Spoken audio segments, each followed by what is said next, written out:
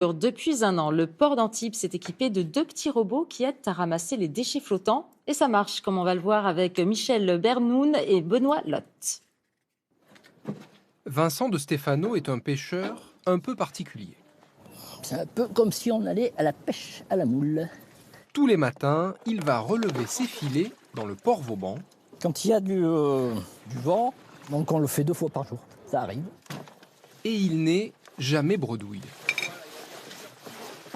Ça va de 4 à 15 kilos. Il faut dire qu'il vise une espèce encore loin d'être en voie de disparition, les déchets flottants.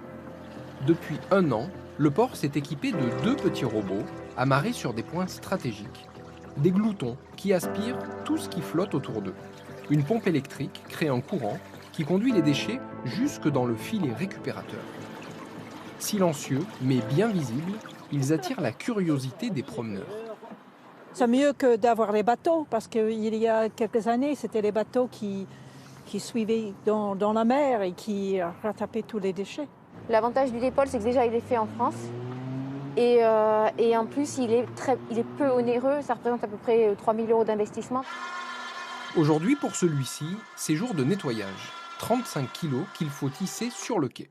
Toutes les 2 semaines. Il faut régulièrement le sortir de l'eau, de manière à nettoyer le moteur, la pompe, les flotteurs, enfin bref, faire un entretien régulier.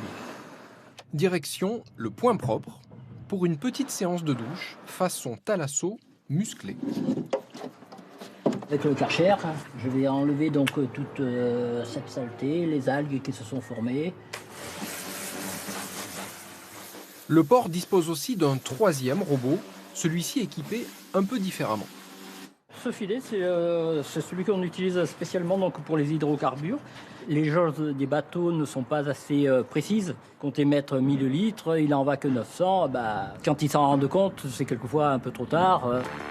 Chaque mois, près de 2 mètres cubes de déchets sont collectés sur cet immense plan d'eau. On estime que 90% arrivent de la Terre. Une réserve